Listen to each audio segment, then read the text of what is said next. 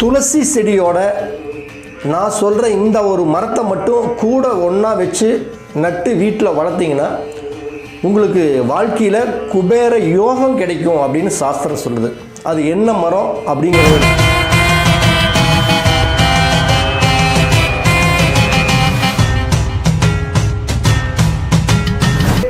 இன்றைக்கி பலவித செல்வங்களில் இருந்து இல்லாமல் கஷ்டங்களோடு வாழ்கிறோமே, இதுக்கு என்ன வழி, ஏன் இப்படி ஆயிடுச்சு, என்ன பண்ணுறது, மீண்டும் அந்த நிலைக்கு வருவதற்கு நம்ம என்ன பண்ணணும் அப்படின்ட்டு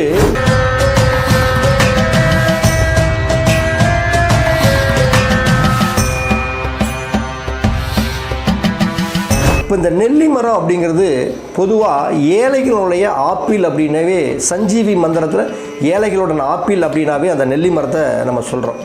அப்போ அந்த நெல்லி மரம் அப்படிங்கிறது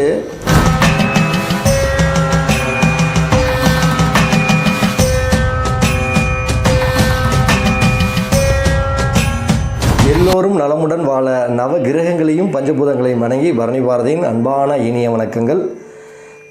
இன்று நமது பரணி அஸ்ட்ரோவேல் யூடியூப் சேனலில் பார்க்கக்கூடிய பதிவு அப்படின்னு பார்த்தீங்கன்னா, நிச்சயமாக எல்லாத்துக்கும் பயனுள்ள ஒரு அற்புதமான ஒரு பதிவை தான் இன்றைக்கி நம்ம வழங்குகிறோம். இந்த பதிவை முதலாக பார்க்கக்கூடிய நண்பர்களாக இருந்தால் நம்ம சேனலை சப்ஸ்கிரைபர் பண்ணல அப்படின்னா நம்ம சேனலை மறக்காமல் சப்ஸ்கிரைபர் பண்ணிக்கங்க. பக்கத்தில் இருக்கக்கூடிய பெல் பட்டனில் ஆல் அப்படிங்கிற ஒரு ஆப்ஷனை கிளிக் பண்ணிக்கிட்டிங்கன்னா நான் போடுற வீடியோ உங்களுக்கு உடனுக்குடன் நோட்டிஃபிகேஷன் வந்துகிட்டு இருக்கும். இந்த பதிவை நீங்கள் பாருங்கள், உங்களுக்கு நிச்சயம் ஒரு கண்டிப்பாக பயனுள்ளதாக இருக்கும். அடுத்த நண்பர்களுக்கும் ஷேர் பண்ணுங்கள்.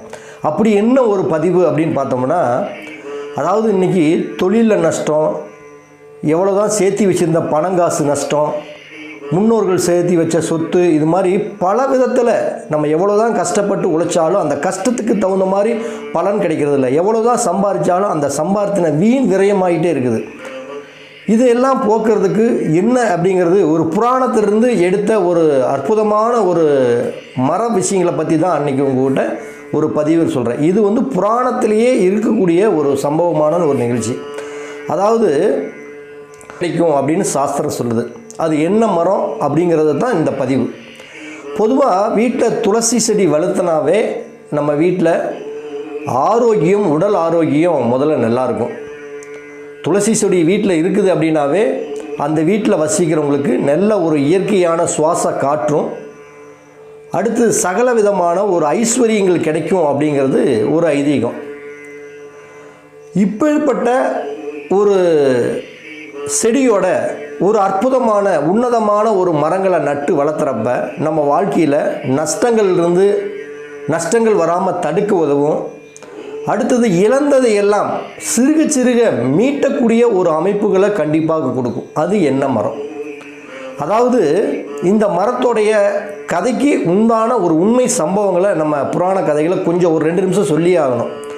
அதாவது செல்வத்துக்கு அதிபதி அப்படின்னாவே உங்களுக்கு எல்லாத்துக்கும் தெரியும், செல்வத்துக்கு அதிபதி அப்படின்னாவே குபேரன் பகவான் தான். அதாவது அந்த திருப்பதி பகவானுக்கே இந்த குபேரன் பணம் கொடுத்ததாக ஒரு ஐதீகமே இருக்குது. அப்போ குபேரர் பகவான் அப்படின்னாவே அவர் செல்வ செழிப்பு, வாழ்க்கையில் சகலவிதமான ஒரு இன்பங்கள், சுகபோக வாழ்வு, பணங்காசுக்கு பிரச்சனை இல்லாமல் அனைத்து செல்வங்களுக்கும் உள்ளடக்கியவர் தான் அந்த குபேர பகவான். இப்பேற்பட்ட அனைத்து செல்வத்தையும் உள்ளடக்கியக்கூடிய இந்த குபேர பகவானுக்கே ஒரு காலகட்டங்களில் தன் செல்வத்தை இழந்து, நாடு நகரத்தை இழந்து, தன்கிட்ட இருக்கக்கூடிய அனைத்து விதமான சகல ஐஸ்வர்ய பாக்கியங்களையும் இழந்து, நாடு நகரத்தையெல்லாம் இழந்து பல துன்பத்திலையும் பல வேதனைகளையும் பல கஷ்டத்திலையும் துன்பப்பட்டுக்கிட்டு இருக்கிறார்.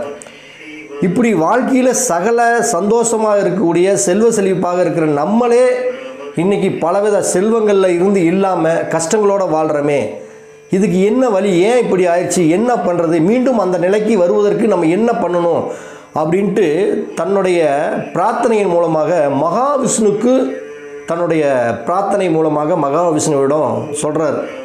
என்னோட நாடு நகரத்தை இழந்து, பொன் பொருளை இழந்து நான் நிற்கதியில் நிற்கிறேன், மீண்டும் நான் என்னுடைய நிலைவுக்கு வரணும், ஒரு நல்ல ஒரு செல்வ செழிப்போட குபேரனாக மீண்டும் வளம் வரணும், இதுக்கு உங்களுடைய அருள்பால் எனக்கு வேணும் அப்படின்ட்டு அந்த மகாவிஷ்ணுவோட முறையிடுறார். அப்போ மகாவிஷ்ணு சொன்ன ஒரு விஷயங்கள் தான். அதாவது புராண கதையில் மகாவிஷ்ணு சொல்கிறார், மீண்டும் நீ நாடு நகரத்தோடு உங்கள் வாழ்க்கையில் ஒரு சகல விதமான ஐஸ்வர்ய பாக்கியங்களோட வாழணும் அப்படின்னா நீ துளசி செடியோட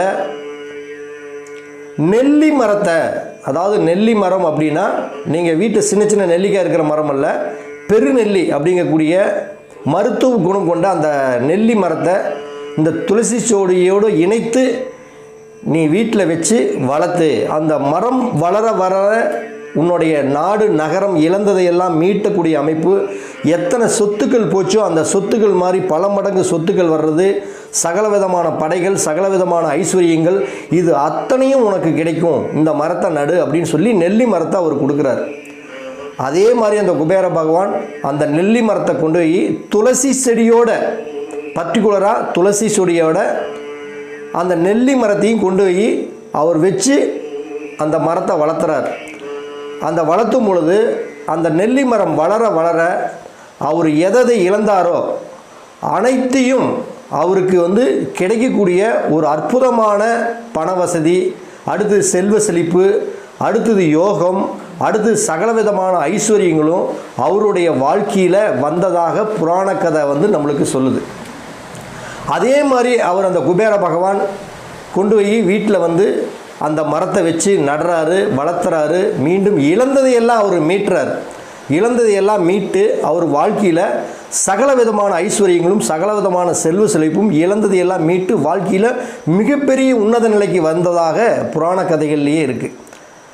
அப்போ நீங்களும் உங்களுடைய வாழ்க்கையில் இழந்ததையெல்லாம் மீட்டணும், அடுத்தது நஷ்டங்களை எல்லாம் தடுக்கணும், நல்ல செல்வ செழிப்போடு வாழணும், வாழ்க்கையில் நஷ்டங்களை தடுக்கணும் அப்படின்னா உங்கள் வீட்டில் நீங்களும் இதே போல் துளசி செடியோட நெல்லி மரத்தையும் ஒன்றா நட்டு வச்சு நீங்கள் அதை வளர்த்த நீங்கள் எதை பொண்ணை இழந்தாலும் சரி, பொருளை இழந்திருந்தாலும் சரி, கௌரவத்தை இழந்திருந்தாலும் சரி, பணங்காசுகள், தங்க நகைகள் அனைத்தையும் இழந்திருந்தாலும் சரி, அந்த இழந்ததை எல்லாமே நிச்சயமாக கண்டிப்பாக மீட்டெடுத்து உங்கள் வாழ்க்கையில் சகல விதமான ஐஸ்வர்யங்களோடும் சகல விதமான செல்வ செழிப்போடு வாழலாம் அப்படிங்கிறது புராண கதைகள்லேயே இருக்குது.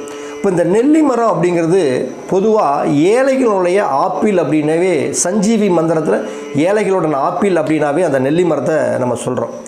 அப்போ அந்த நெல்லி மரம் அப்படிங்கிறது ஒரு இயற்கையோட மருத்துவ குணமும், வீட்டுக்கு மகாலட்சுமி வாசம் பண்ணக்கூடிய ஒரு அற்புதமான மரம் தான் இந்த நெல்லி மரம். அப்போ இந்த நெல்லி மரத்தை நம்மளுடைய வீட்டில் வளர்த்தும் பொழுது நம்மளுக்கு சகல விதமான ஐஸ்வர்யங்களும் பாக்கியங்களும் நிச்சயமாக வளரும். இதை எந்த திசையில் வளர்த்தணும் அப்படிங்கிறது ஒரு ஐதீகம் இருக்குது.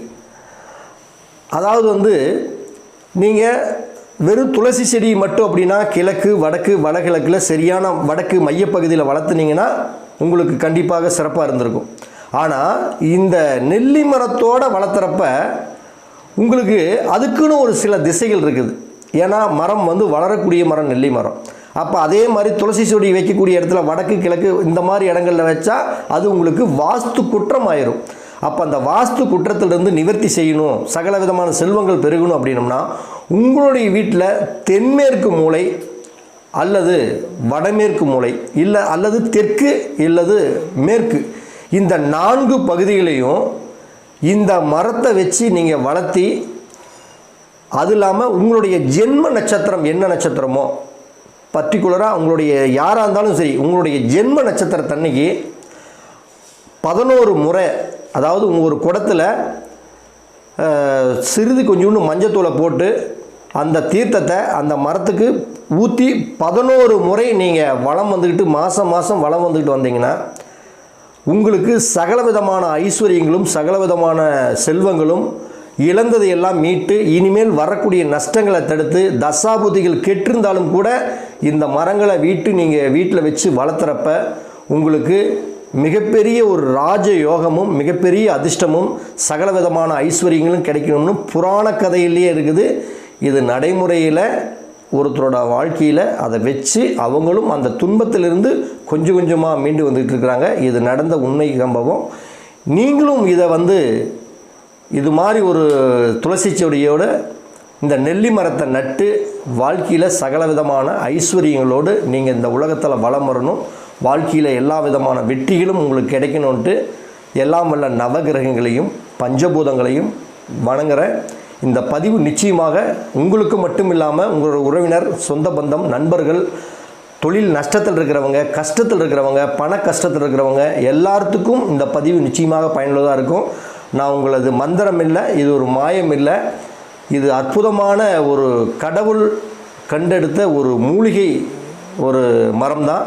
இந்த மரத்தை நட்டு வாழ்க்கையில் நீங்கள் எல்லாம் ஜெயிக்கணுன்ட்டு மனசார வேண்டுறேன், வணங்குறேன். நன்றி, வணக்கம், வாழ்த்துக்கள் நண்பர்களே.